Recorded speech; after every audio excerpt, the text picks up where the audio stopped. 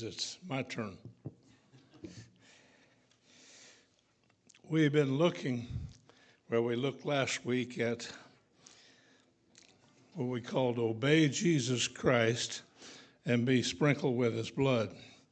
And we see over in the Old Testament that Moses read the word of the law to the people, and then he took the blood of the animal that was sacrificed and he sprinkled the people. He sprinkled the book, he sprinkled the people, he sprinkled the utensils, he sprinkled the tabernacle. And we know all of these things represent something. And we know they're all fulfilled in Jesus Christ. And but we just wait for God to give us understanding. We don't go to commentaries to find out what understanding is. We go to God to find out what understanding, because somewhere in this Bible, he explains it. And so we saw that last week in 1 Peter, we saw that he says, the sanctifying work of the Spirit is to obey Jesus Christ and be sprinkled with his blood. All right, so see, there's the fulfillment. So in some form, you're being sprinkled with his blood, all right? And anyway, we want to go down to Hebrews 12. That's at the bottom of page 1, Hebrews 12:22. He says, "But you come to Mount Zion, to the city of the living God, the heavenly Jerusalem, to the myriads of angels, to the general assembly."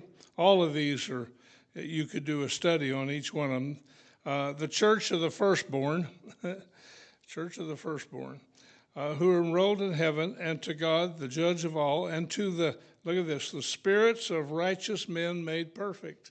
So the spirits of righteous men have to be made perfect, all right? And to Jesus, the mediator of the covenant, and then here it is, and to the sprinkled blood. So the church has to be sprinkled in the blood, just like Moses took the blood of the covenant and sprinkled the people. And so the question is, how does that take place? Now notice it speaks better than the blood of Abel, which, I'll just share what I think about it. It doesn't mean that I'm right, and it doesn't mean that I won't change if God shows me more, but I think Abel laid down his life for his brother Cain, and so it was righteous blood. He was without spot or blemish, and he was an acceptable sacrifice. And so, we think of, Abel came and brought his sacrifice to God, but actually the sacrifice God recognized was Abel. All right? And so now I've added one here. This is in Hebrews 19, and I added this. I don't believe it got here yet, up here. So, but anyway, he says, this is Hebrews 10:19. "Therefore, brethren, since we have confidence to enter the holy place." Well, now wait a second.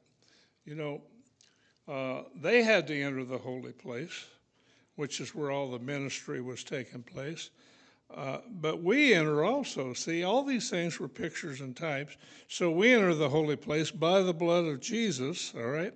Well, that's by that sprinkled blood, by a new living way which he inaugurated for us through the veil. Oh, well, they had a veil they had to pass through. There was actually a veil going into the holy place and a veil going into the Holy of Holies. And anyway, we do that through his flesh. In other words, through the flesh that he laid down, his life that he laid down for us, all right?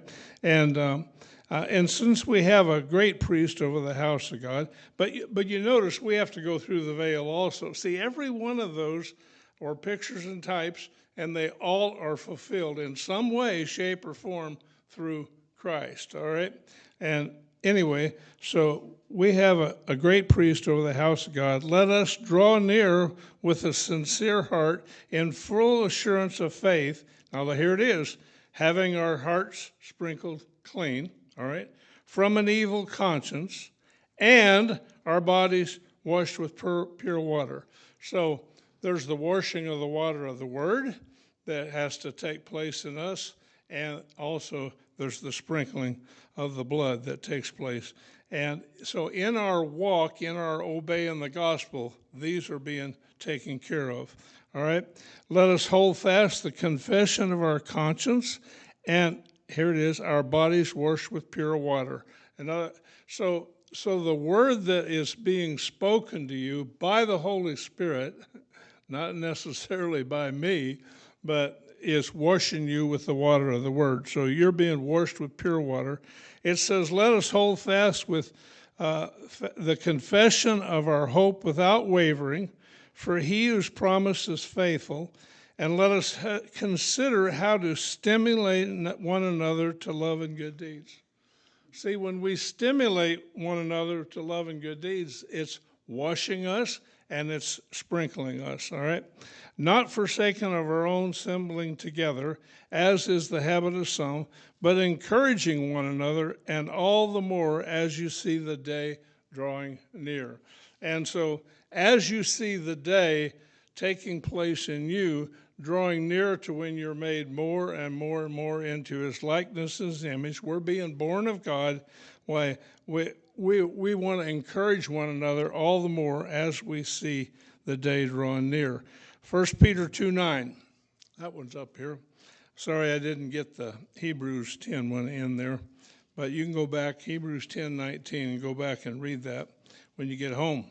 1 Peter 2:9, but you are a chosen race, a royal priesthood, a holy nation. You don't hear much about any of those things today, do you? A people for God's own possession, a people he can possess with his life, I put. That's what God's doing, is possessing us with his life, all right?